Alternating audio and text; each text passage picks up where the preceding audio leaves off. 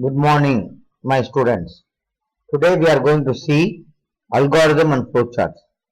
In the last week, we have discussed about algorithm and flowcharts, but now we are going to see algorithm and flowchart, but using conditions. We have to know that in any programming language, conditions are very important part of the programming construct. Because every programming language, in every programming situation, the output depends on the condition. I would like to tell you an example. If the mark is more than 50, pass. If the mark is less than 50, then fail.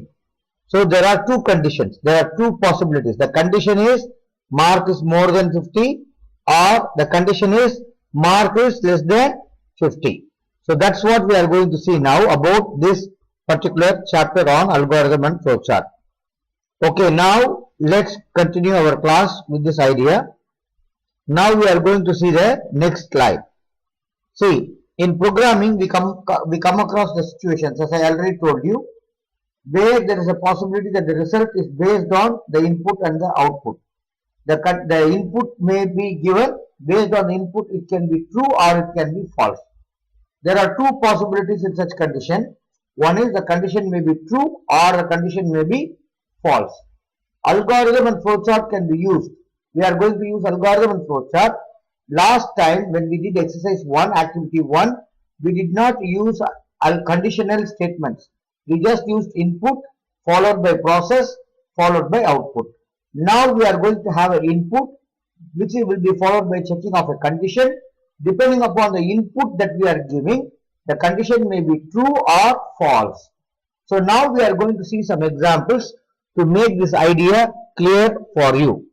The first example that we are going to see is that, look at this question. Write an algorithm and draw a flow chart to check if the number is positive or negative. You know, a negative number means what? A number which is minus. A positive number means what? A number which is having plus. So what is the logic? How we are going to determine if the number is positive or negative? If the number is less than 0, then we can decide that the number is negative. For example, if you are going to give an input 5, that is the input is not less than 0, so number is positive. But if I give a number minus 7, the input which I am giving in this program is less than 0. When it is less than 0, means minus 1, minus 2, minus 3, minus 5 until minus infinity, this number is called negative. When the number is going to be more than 0, the number is going to be positive. Let us go and see this example. Start, end. No doubt, you know very clearly. Input number A. I am going to input a number which is A. If the number is less than 0, if the number is less than 0, if it is less than 0, what should be the output? The output is the given number is negative. So why I put it in step 4? Because I want to jump to step 4 and then I will end. But if the number is not going to be less than 0, that means it depends on what? The input. If the input is not less than 0, then what you are going to give? Directly after this, you will give the output. The given number is positive. And you see here I am using what? Go to step 5. Why I go to step 5? If I go to step 4, you will get two answers for the same question at the same time. The number is positive, the number is negative. It is not possible that a number can be both positive and both negative. So you want to jump one step, because once the answer is positive, you want to stop, end. Similarly, if you see that the number is less than 0, you want to go here and give the output. The number is negative and then you want to stop.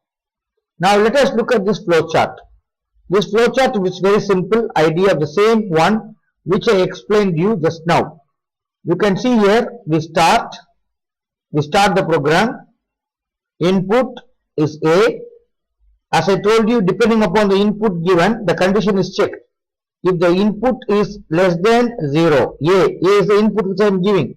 If the input is less than 0, if it is yes, if it is no. There are two possibilities, or it can be also called as true or false.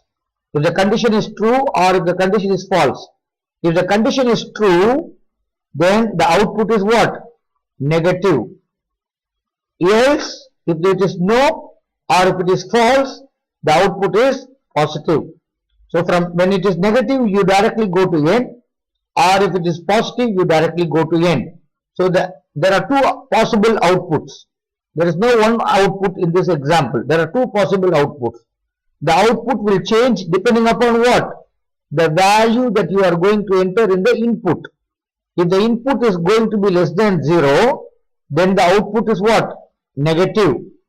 If the value that you are going to enter is more than 0, then the output will be what? The number will be positive. I hope that this is clear until now. Let us take another example for understanding this idea clearly. Now, I want to compare two different numbers. You know what is comparing? I want to check. There are two numbers. I am going to get two numbers as input, and then I am going to compare the first number with the second number, and I am going to decide whether the first number is bigger or the second number is bigger. I want to decide on this one. So now let us take the algorithm. Start is clear, end is the last step. But in between we have how many steps? 1, 2, 3, 4. See, there is a mistake in my numbering. 4 and this is 5. Step 1, 2, 3, 4, 5. Okay, I made it 6. So 4. So step number 1 to 4, very simple. You see, step 1 is what? I have to get the first number, input number A. What is step 2? I have to get the input number B. Now I have got the two inputs. I have to compare between these two numbers, first number and second number. Then I have to decide which number is bigger. First number is bigger or the second number is bigger. If A is less than B, if A is less than B, that means what? If I have a number, A is less than B. If the A is less than B means what? If the number A is smaller than B, less than means smaller than B, go to step 5. Where is step 5? You see here, I will make the adjustment now here. See here. That's why step 6 was not there. Step 5. Can you see now here? It is clear. Why step 5 was not here? Go to step 5. If A is less than B, go to step 5. So A is less than B means what? A is small than B. Then what will be the biggest number? Output is the second number. B is larger. If this is not going to be true, the answer is false. Automatically the output is what? First number will be larger. Go to step 6. Why go to step 6? If I don't give this one, you will get two outputs. In this question, we want how many outputs? Only one output we want, which is what? Either A or B. So when you are going to decide that the first number is larger, go to 6. 6 is what? N. The second number, B, is larger. I think this is clear for you now. Now let us look at the algorithm for the same question here. Now let us look at the algorithm for the same question here. Start, input A, comma B. I am getting two numbers. If A is greater than B, now you see I am using not less than B. I am using greater than B. If A is greater than B, there are two conditions. There are two inputs I am getting. Depending upon the value in the input, I am going to check the condition. If it is yes or no. Because for every condition I am going to check, there are only two possible solutions. One is what?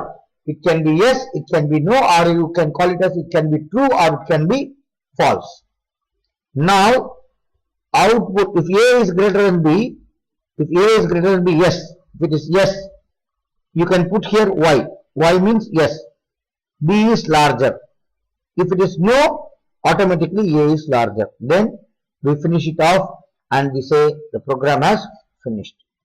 So I think this completes this particular idea. I have given you two examples. Then after this, we are going to discuss more with some more examples for you to understand this idea. So if you have any questions, you can ask me during the class time. Thank you and hope to see you in the class. next day, tomorrow. Assalamu alaikum.